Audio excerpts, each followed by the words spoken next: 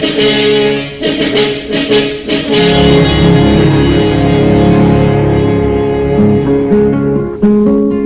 legend is sung of when England was young, and knights were brave and bold.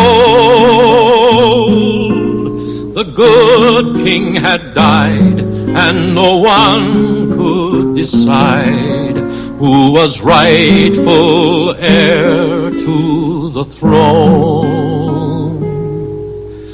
It seemed that the land would be torn by war, or saved by a miracle alone. And that miracle appeared in London town. The sword in the stone.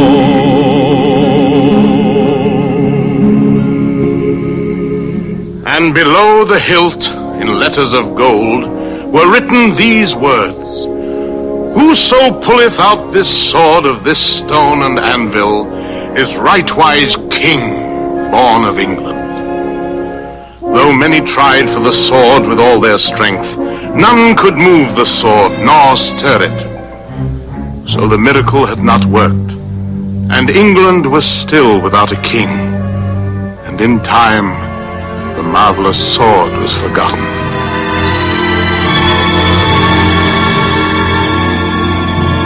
Hello and welcome to the 33rd episode of ToonCast, brought to you by the GeekCast Radio Network. I'm your host, TFG1 Mike, and today I am joined once again by Kevin, Professor Boss K. Dog Thompson. Hello. Hello. How are you? I am doing good. Yes, and today we'll be discussing again in the Disney Animation Spotlight with The Sword in the Stone, one of my favorite films. So even though it's been I don't know, 3 days, 4 days, 5, I don't even know how long it's been since because we're, as I've said before, we're kind of ahead of schedule. How are you doing? I'm doing the same, though. Let's see.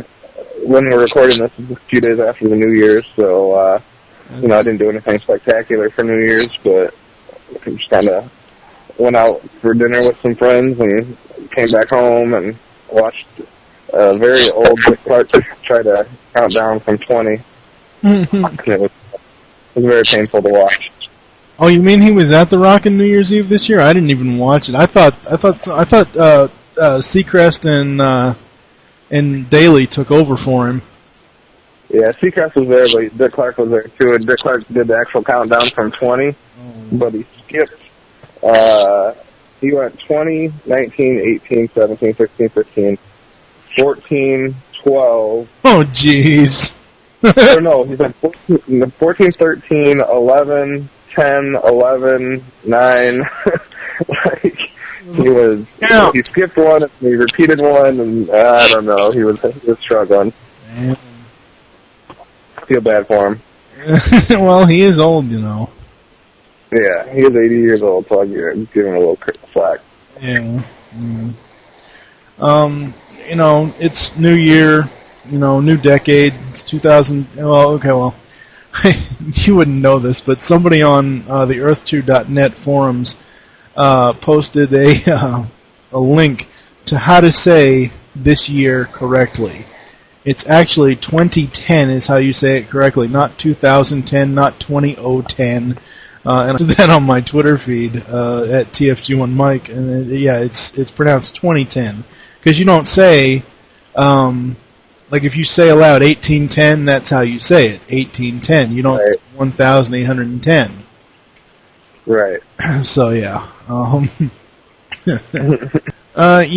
New year, new podcasts, just a whole bunch of new stuff's going to be coming up from GeekCast Radio.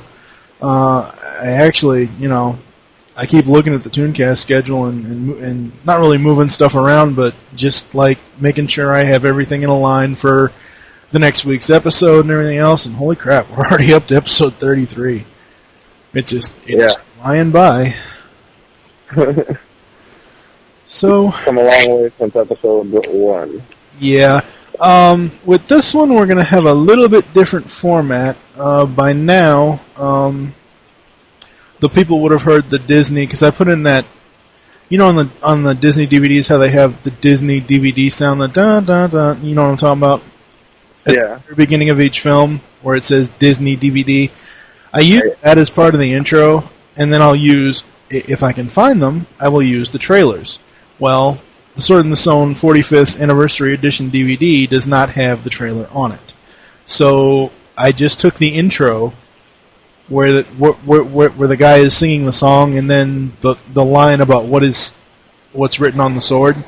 That'll be the intro. Right. And then the outro is pretty much the last 5 minutes of the film. Because I don't know, maybe it's I'm being too lazy. I don't feel like going on YouTube trying to find it, or IMDb or wherever. I just so yeah. I guess the history lesson. Forgot about that. Seeing as how I have to do it this week, seeing as how somebody didn't print out the damn script. We're too far ahead of schedule for me. Well, I sent you a whole bunch of scripts. I know, I just didn't print them. Yeah, see, it's your own damn fault, not mine. You can't blame the schedule. I didn't want to print 10 scripts at the same time. Well, you have to print 10. You just have to print the next 3 weeks worth. I did, and then I just ran out and haven't been back. Okay, so The Sword in the Stone is a 1963 animated fantasy comedy film produced by Walt Disney, originally released into theaters December 25th, 1963, the 18th animated feature in the Walt Disney Animated Classics. It was the last Disney animated feature released while Walt Disney was alive. Which, again, because we're not doing these ones, these 4 films, Aladdin, Jungle Book, Sword, and because we're not doing them in the order that they're supposed to be done in, there's probably going to be some inconsistencies. So, it is part of the English cycle of Disney animated films, which included The Old Man, 3 Sons, The King's Daughter, The King, The Golden Goose, 3 Daughters, 2 Farmers, Pocahontas, and Tarzan. The film is based on the novel of the same name. It first published in 1938 as a single novel. It was later republished in 1958 as the first book of T.H. White's tetralogy. Wow, that's a really weird word. The Once and Future King. From Merlin's statement, the Times won't come out for another 1,200 years. They can't wait for the London Times. First edition won't be out for at least 1,200 years. It may be extrapolated that the film is set circa AD 558. Going into the general, that's the history lesson. That's done. Going into the general memories, I love this film. It's one of those things where I saw it as a kid, and I didn't really know what the heck it was, but it was just a fun film for me to watch. I mean, this is probably, out of all of the older Disney films, this is probably the one that I can watch the most because it was so much fun for me. Interesting. Let's talk. I do remember seeing it as a kid, but there's not a lot of parts in this movie that made a big enough impact that I remember them. The one with standing there is, I do remember the scene with Madame Mim and Merlin with their magician the Wizard's Duel. Yeah, their magician duel. I do remember that, and I remember seeing that as a kid, and like when I watched this movie again yesterday, when that scene came up, I'm like, oh, I do remember something from this film, but that's about the only scene that I actually remember from when I was a kid. I do remember thinking as a kid, though, I did not realize this was a Disney film. I actually don't think I realized this was a Disney film until we were setting up and when I was looking through the schedule for ToonCast. I always thought it was some other company that did this film for some reason. I'm not saying that's a good or bad thing, but for me it just didn't feel like any other Disney film. Like, it didn't seem to have that same classic Disney feel to it, so I always thought some other company did it. So it's a new revelation to me that it's actually a Disney film.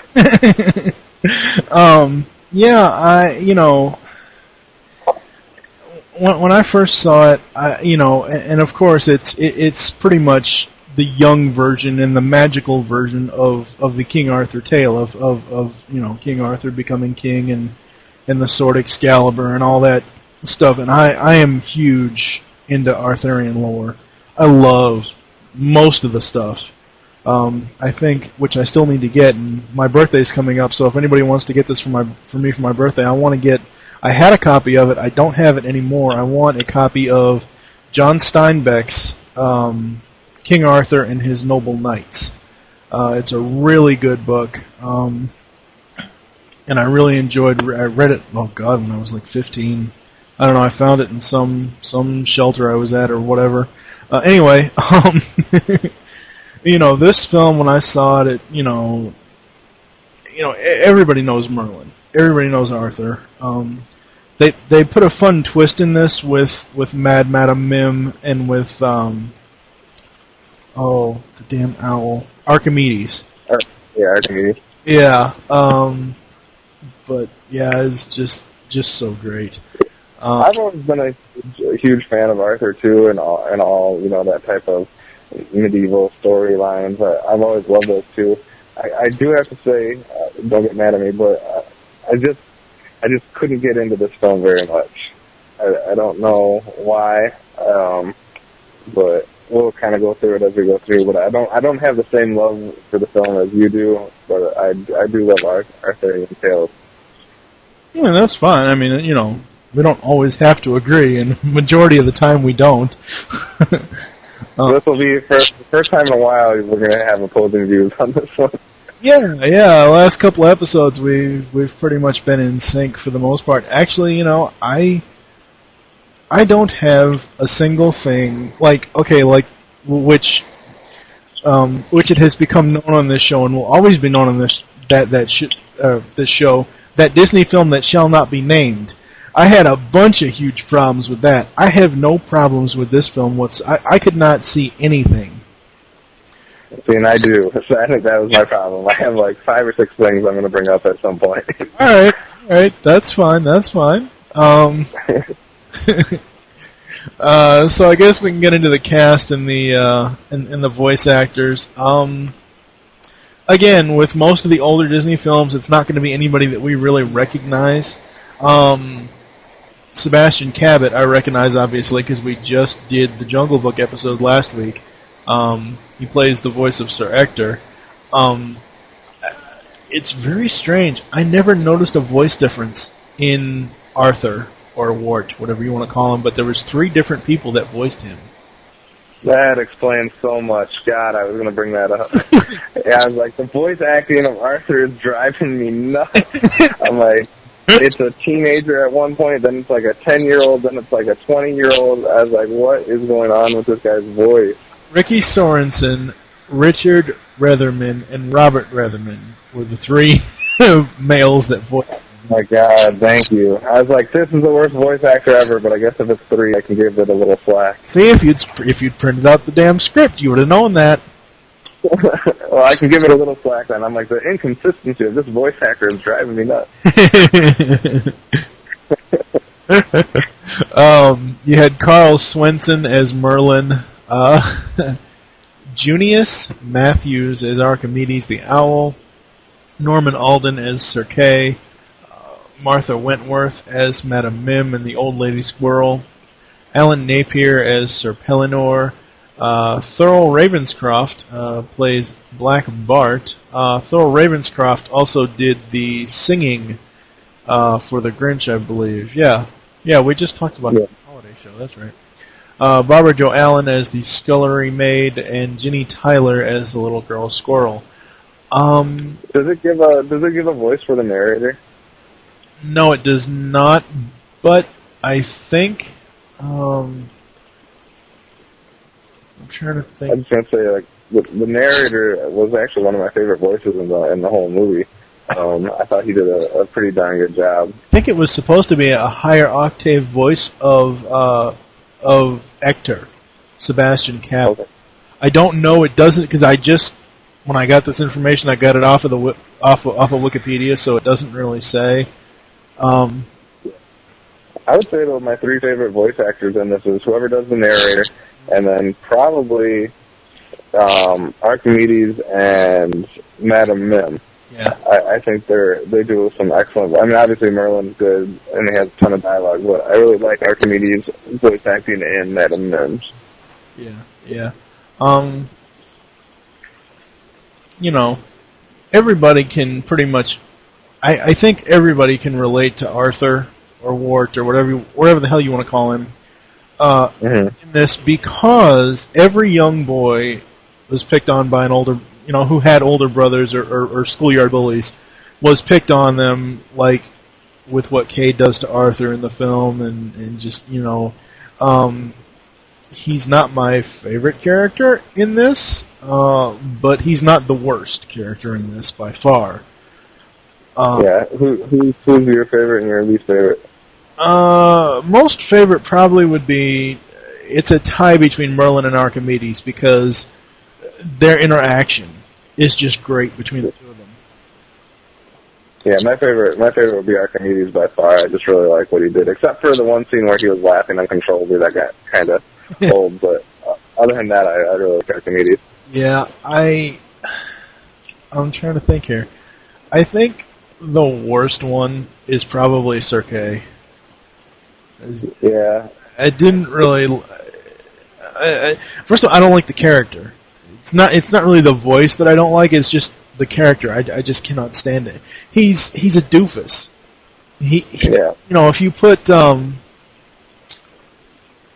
you take Oswald out of Drew Carey and put him in this, that's what Sir Kay is. He's just some scatterbrained goofball who his father wants the best for him, and then of course, he's like, "Oh, you can get the crown, Kay. You can be king." He's like, "Yes, I can." Just has like real arrogance about him. And just no, he's not. The kid that nobody liked in school. So not popular, but nobody liked him. Yeah, exactly. So who's your worst? It's kind of tough for me to say. I probably, at times, it's actually Arthur, even though I can relate to him and I understand like who he is and all that. At times, I just want to slap him upside the head. But I'd probably go with you with one of either Sir Kay or his father, Hector, just because the way their characters are. I mean, I know it's intentional, but they just have kind of douchebag characters. Yeah. I mean, I like the voice of Sir Hector, but I didn't even know until I looked at the script a little bit earlier. I didn't even know it was Sebastian Cabot when I was watching the film until I actually saw the credit in the beginning of it. I was like, oh, well, that's Bagheera. Going into the behind-the-scenes segment here, we all know that people use recycle animation. It's just a fact of the time. The deer Kay tries shooting at with his arrow was copied from Bambi's mother from Bambi. When Sir Hector and Kay are in the kitchen fighting against the enchanted dishware, Sir Hector swings his sword backwards and hits Kay on the head. Jasper and Horace in 101 Dalmatians are animated in the same way during the fight scene with Pongo and Perdita. Also, footage where Wart is affectionately licked by the two castle dogs is reused in the Jungle Book 4 years later.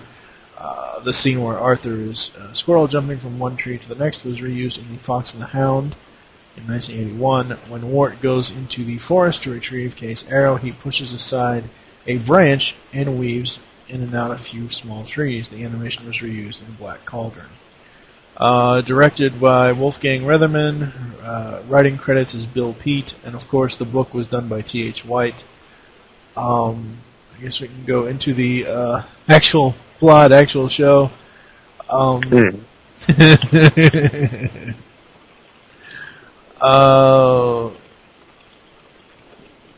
Does it ever say? I'm just kind of looking over the script here, or just looking over the plot. It says the film begins in England with the death of the king, Uther Pendragon. I don't ever remember. And I just watched this last night. I don't remember that. Did they say it was King Uther? I remember they saying something about the king dying, but I don't remember if they said them saying the name. Yeah. Right. So how are we going to do a 5-second synopsis of this one? I can get this one pretty well. Okay. All right. So you have, here goes, 5 seconds of Sword in the Stone. You got Arthur following Sir, what's his name again? Sir Kay. Sir Kay. Yeah. But anyways, he's hunting in the forest, or in wherever you want to call it. Arthur messes him up. The arrow goes into the forest. So Arthur goes after it. Ends up crashing through the ceiling of Merlin's little hut. Merlin and Archimedes all. Merlin convinces him basically to let him go back to the castle. So they go back to the castle. The whole time here we have Sir Kay and his father preparing for a trip to London where he's going to become the king because they're going to have some tournament to declare the king because they've given up on anyone ever pulling the sword out of the stone. Meanwhile, while Sir Kay is training, we have Merlin also training Arthur in different little moral, ethical lessons and stuff like that, character building, which include him being turned into a squirrel, being turned into a fish, being turned into a bird. I think I got them all. And learning different little valuable lessons through that. Eventually, we go to, skipping ahead a little bit, we have Merlin and Sir Miss Madam Mim have a little showdown in between before Arthur actually ends up in London. Forgets Sir Kay's sword, so he goes to look for looks for a sword to give him, finds the sword in the stone, pulls it out, takes it to Sir Kay. They don't believe him, so they go back and he has to pull it out again, which he does. He becomes king, and we all live happily ever after. Yeah, pretty much. Cut some stuff out, but No. you have to leave stuff out in 5 seconds. Yeah, I don't know. Now that I'm thinking about it, I didn't really care for the fish scene is funny, but I don't know. I've never really been a fan of underwater scenes in any kind of medium, whether it be live action film or animation, for the most part. I think the only one that I can really say that I kind of like it is in the Justice League episode, the Enemy Below, which has to deal with Aquaman and all that stuff, and of course that crosses over into the Secret Origins podcast, which is coming in February. Shameless plug there. But I didn't mind the fish one as much as I minded the squirrel one. The squirrel one drove me nuts. I'm like, what is the point of this nonsense? And then you're going to break this poor little girl squirrel's heart. It's a bastard. Well, if she wouldn't get so attached to him right away, you know. I'm trying to figure out what the moral lesson that a kid was supposed to take away from that. Guy, girl, do it. Whenever there's a guy and a girl together, go at it. God. Wow. Okay then. And then guy, do your typical thing and leave the girl high and dry so you can break her heart. That was the moral learned from that little episode. Anyway. I like the reaction. That's not the things I had a problem with, actually. Okay, well, hang on. One thing I did like about that scene is the old lady squirrel's reaction to Merlin when he says, "Yeah, Madam, poof!" and he turns into himself. She's just more pissed. All right, so what are your issues with the film? All right. Since we're talking about the actual show, I'll start with the first thing that caught me. There's a scene in the beginning with Merlin inside his little hut where when Arthur Wart is there, and they made Merlin smoke a pipe. Okay. Which I understand that he's a magician and he can do all kinds of crazy stuff, but there was no need to have him smoking a pipe. Like, it would have been fine without him doing that, and I'm so anti-smoking that whenever I see smoking in like a kid thing, it bugs me. Okay. So I know that's minor, but that was one thing. And then in the same scene, they have Arthur sitting down with Merlin to drink some tea. I don't know many 10-year-olds that drink tea. Well, you got to remember though, this is mainly based off of an English thing. Yeah, that's true. American, so. So that neither one of those I have that big a problem. I have more of a problem with the pipe than the whole tea thing. And then when Merlin is in I think it's called the South Tower or the North Tower, whatever it is in the castle, Right. the one that's real wobbly and looks like it could fall at any time. Yeah. The first time he's there, it's raining, and the rain is falling through holes and onto Archimedes and Merlin and whatnot. And it shows him putting some little umbrellas through the holes to try to, plug the holes. Mm-hmm. Merlin's a freaking magician. Why can't he just plug the holes? Why can't he just cast a spell and have it sealed up without raining on him? Because that bugs me. Okay, and I can see that, but he can turn himself into a freaking fish. I know. Come on. But it wouldn't serve the purpose of him getting. It wouldn't further the plot if he did that, though, because the plot of that scene is he has to get Archimedes down there to see what the big news is. So yeah, bug me. Like, I know you can do this. You know you can do this. Just make it plugged up. Let's see. Oh, and then another one is when he's talking about what he plans to do with Arthur and to get him, to become king or to become something, special or whatever.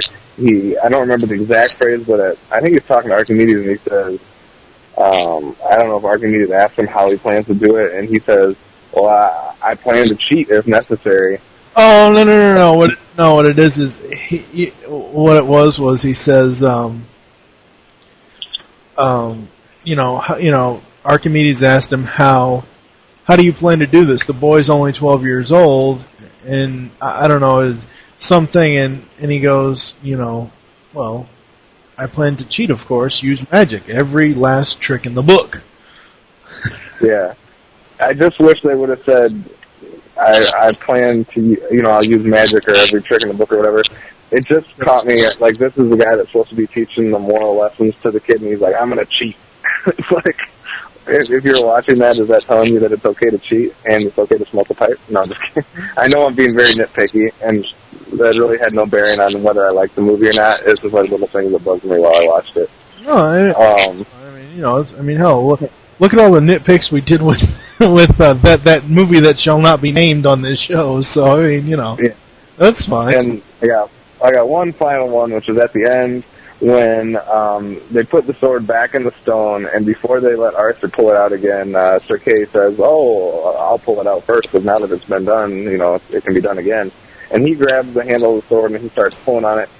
And then his dad tries to help and grabs the blade part of the sword. Yeah, his hand would have been sliced up. I'm like, ouch! And then everybody else starts grabbing it too, and I'm like, ow, a lot of cut hands. I'm like, you guys are not very smart. So there's just little things like that that kind of bugged me. It didn't have anything to do with the overall story, or, I don't really have a problem with the plot of the story. I don't really have a problem with the characters of the story. There's just like little tiny things that I'm like, that's stupid, or that doesn't make sense.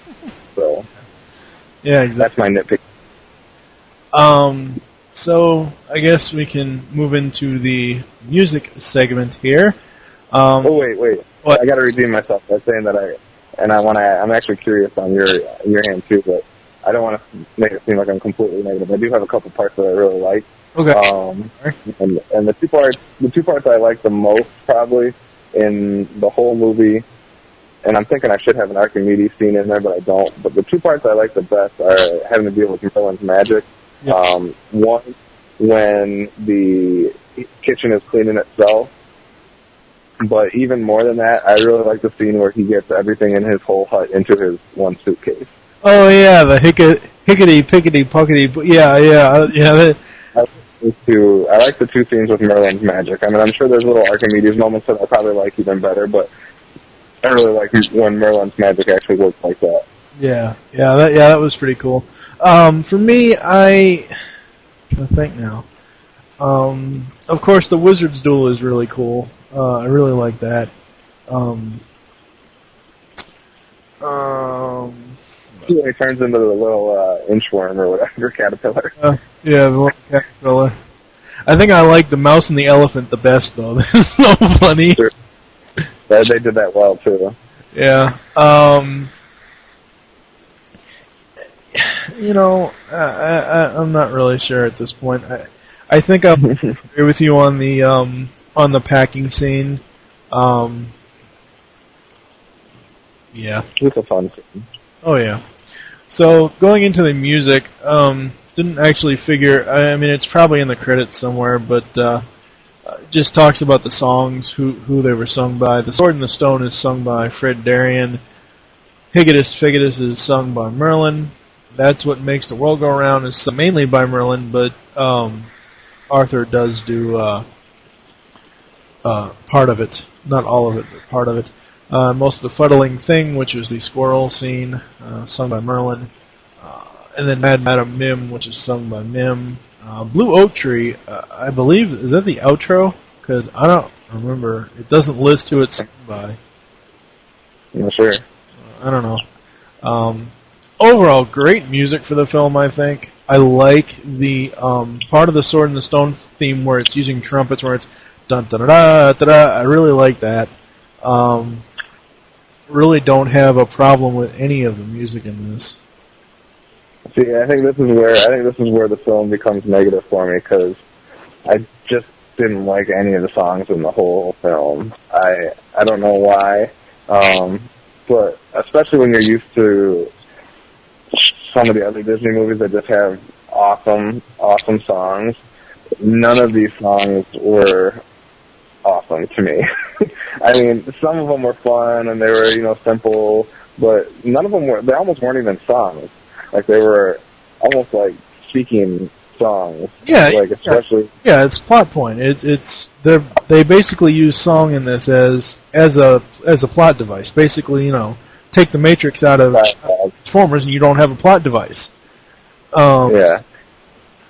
They're okay. There was nothing that was just like majorly vocal that was like impressive from a vocal standpoint, and even I don't know. Besides, even some of the wording, like some of the lyrics, I don't know. I just not a big fan of the music of this movie. No, I mean, it's not the best at all. I will agree to that, but it's not the worst.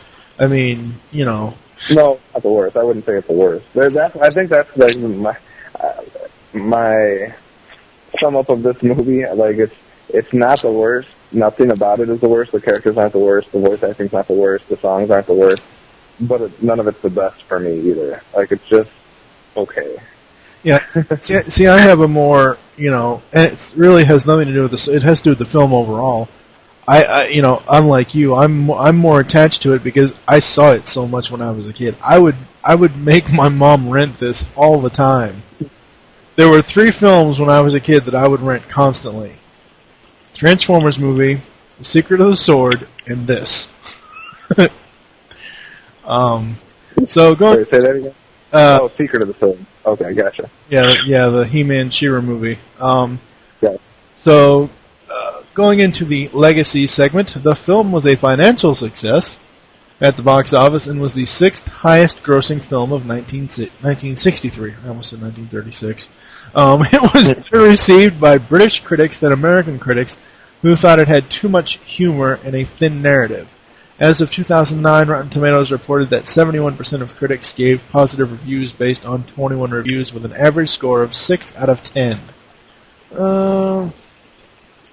If I was going for objective, I would say 7 out of 10. If I was going for just pure fan base, I would say 9 out of 10, but that's just me.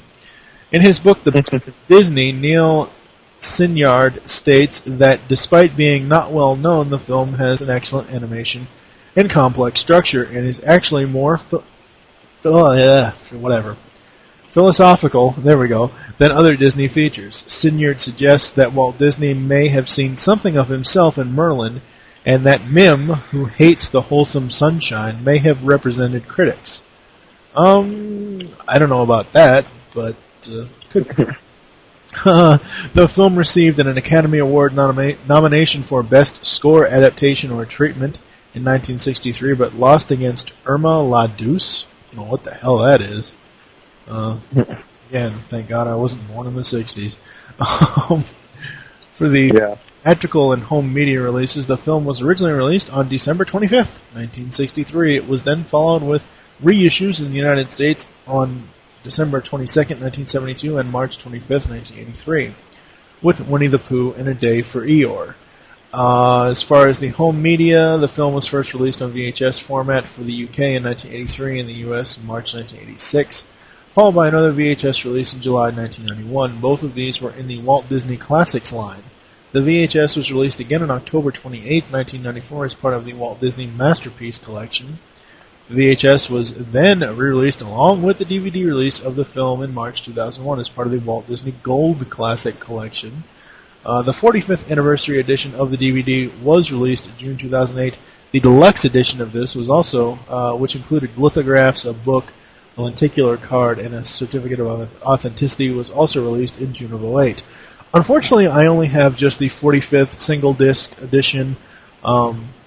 I've seen pictures of the deluxe special edition, and it comes in like this giant tin, silver embossed tin. It looks really cool. I would like to get it, but I'm happy just having the film itself. It's not something that's like high on my list at this point. And finally, before we go into final thoughts and the closing, we have video games. Merlin appears as a character in the PlayStation 2 game Kingdom Hearts, where he helped the characters learn magic, as well as its sequel, Kingdom Hearts 2. Overall, just going into final thoughts, just really, really great film for me anyway. I mean, I know that you have some issues with it, but it's one of those things where it's part of my childhood. I always remember watching this for some odd reason, and I watch it always. Like, it's not like something I can watch every day, and it wasn't something I watched every day, but I remember watching this movie a lot when I was a kid. I think for me, I don't know. Like I don't like the music, and even though I like some of the characters and some of the stuff, I would put, like, just looking at the last two films we talked about, Jungle Book and Aladdin. You could go down like 5 or 6 characters in those movies, and I would like my 6th favorite character in Aladdin would be my favorite character in this movie. Like, none of the characters were that, like, they just didn't grab me like a lot of characters in other Disney movies. And like I said before, it's not that it's a bad movie, it's not that it has a bad plot or anything like that. It's not that the characters or the voice acting's that bad. It just, to me, it wasn't a Disney movie to me. It just didn't have that Disney feel or that Disney magic. It is what it is, and I watched it, and I didn't hate it. Like, I made it all the way through it, and it's not like I wanted to shut it off or anything like that. And it's definitely not anything like the Disney movie that shall remain nameless. But if I was giving it a ranking out of 10, it would probably be like a 4 or 5 at the most for me. And that's fine. I mean, to each their own. And again, you didn't have the childhood connection to this because right. I watched there was a lot of Disney films that I watched as a kid.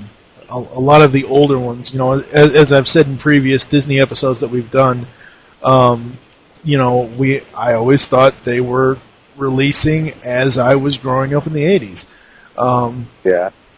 Of course, now and we will have a Disney film coming up where I probably have the same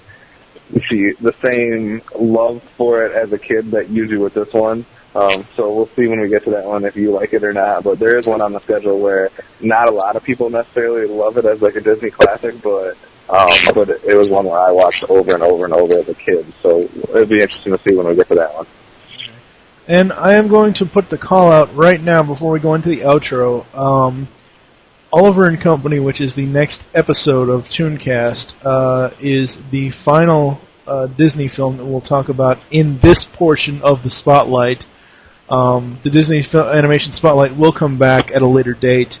We have other things we need to discuss, I think, for Disney films in the last 4 weeks. Well, we haven't talked about Oliver and Company yet, but, that's enough for now. We need a break, and we need to get back to some cartoons. We're putting the Disney Animation Spotlight back in the vault, ladies and gentlemen. It's horrible. We're being too Disney. It's a horrible analogy, but it's the only I can think of. But I'm going to put the call out right now. I need to find anybody who can find this that has internet connection can email me at tfg1podcast@gmail.com. I need to find the songs from the Oliver and Company soundtrack. Why Should I Worry? Just pretty much all of the famous songs from that soundtrack. At this point in time, I can't afford to buy the thing, or I would go out and I'd go on Amazon and find it. So if anyone wants to send me MP3s of all of the songs, or somewhere where I could download them for free, not saying that's a right or a wrong thing, but just at this current time, I can't. I don't have the monetary means to buy the soundtrack, and I need them by. I need these by next Tuesday, which is the 5th of January. I was just trying to think, because Anyway, so going into the closing here. Thank you for joining us here on ToonCast. There are several ways to get in contact with us or leave feedback for the show. The first is you can visit www.geekcastradio.com. Find all the other GCRN podcasts there. The second is you can stop by PredaconEmpire.com/Nexus. Those are our new forums. The third is you can leave the show feedback on iTunes. Yes, please do this. The fourth is that you can visit another great geek culture website, www.earth-2.net. And in their forums, you can find our threads for the shows in the self-promotion section. The fifth is the email address, which is gcrntooncast@gmail.com. We now have a voicemail line. Call us and leave us your thoughts on each episode. Be sure to say which show you're leaving the message for and your name. The number is 502-526-5821. You can also follow us on Twitter. The show name there is GCRN ToonCast. Mine is TFG1 Mike. And what is your Twitter? Boss K-Dog, BAWG. We hope you enjoyed this episode of ToonCast and wish you'll join us next time. We'll finish this part of the Disney Animation Spotlight with Oliver and Company. For now, I am TFG1 Mike with Professor Boss K-Dog. Saying the moral words of Optimus Prime, transform and roll out, and thank you for listening. Until next time. Podcast good! There once was a boy, an albino I'm told, who possessed the power of pen pusher gold. He had many stories, all short and exciting, but nobody knew, and so he began writing. He sat there all summer and skillfully sought to perfectly ponder and polish each plot. The settings were set, all the characters cast, his fingers were flying and flailing so fast, and soon the young man with the snowy complexion quickly concocted the Caffeine Collection. He smiled, satisfied with his clever creation. Oh, the things that did pour from his imagination. Stories of pirates and future police, of devils and bullies, and a twist press release. Fantasy, mystery, both are included. Comedy, action, no genre excluded. You say to yourself, it's too good to be true, but author Steve Saylor would not lie to you. An audiobook so you don't have to read. And hey, $15 is all that you need. From the author of the podcast novel Black Shadow, Steve Saylor presents The Caffeine Collection, a dynamic audiobook collection of short stories presented by ringtonefeeder.com and stevesaylor.net. Steve presents a genre mashup of multiple stories for your ears. I have to be on caffeine to write all this. Steve Saylor presents The Caffeine Collection, on sale October 28th, 2009. So mark this day down so you will not forget. For more information, stevesaylor.net. Soon it will be a new year, a new decade, and that means a new Transformers review podcast from the minds that brought you the TFG1 podcast and all things Transformers. Coming January 11th, 2010 is the Beast Unleashed podcast. This will feature Steve Megatron, Pecan Court Michael, and TFG1 Mike. 30 pulse-pounding, discussion-filled episodes covering both Beast Wars and Beast Machines. This is the first ever Beast Wars Review Podcast. So unleash the beast in you. You can find us on iTunes and the web at www.geekcastradio.com. The TFG1 Podcast has 24 action-packed discussion episodes on the original Transformers cartoon.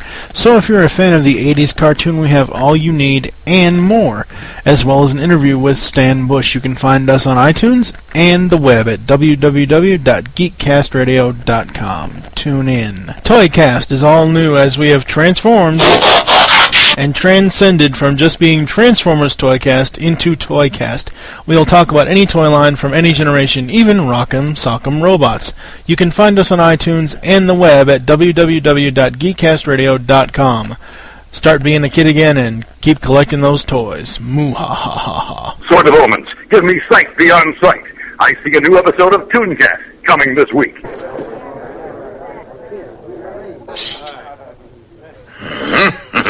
All right, boy. Let's have the miracle. Now, wait a minute. Anyone can pull it once it's been pulled. You go to it, Kay. Give it all you got. Put your Let me at it. Push him, I say! One side. Hold on, that's not fair. I say we let the boy try it. That's what I say. Give the boy a chance. Go ahead, son.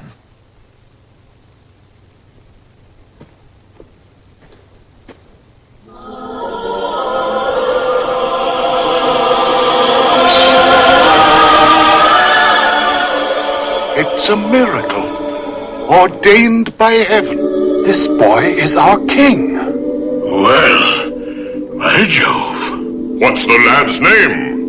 What? Oh, I mean Arthur. Hail, King Arthur! Hail, King Arthur! Long live the king! I can't believe it!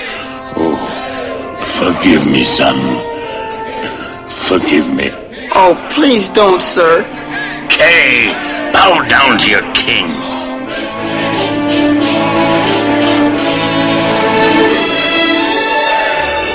So at last the miracle had come to pass in that far-off time upon New Year's Day, and the glorious reign of King Arthur was begun. I can't be a king, Archimedes. I don't know anything about ruling a country. I told you to leave the thing in the stone, boy. I'll run away. That's what I'll do. They'll just have to get somebody else. Better take the side door, Wart. Out the side door. Hail, King Arthur! There's another door. Over there. Come on. Long live King Arthur! Looks like we're surrounded, boy. Oh, Archimedes, I wish Merlin was here.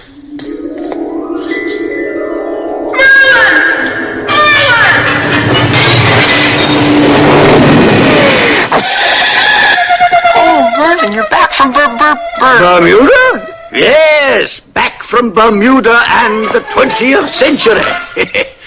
And believe me, you can have it. One big modern mess. Alakazam! I'm in an awful pickle. I'm king. Oh, he pulled a sword from the stone. Ha-ha! Of course.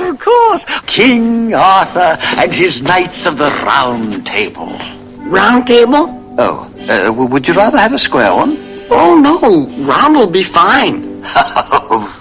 Boy. You'll become a great legend. They'll be writing books about you for centuries to come. Why, they might even make a motion picture about you. Motion picture? Oh. That's something like television. Without commercials.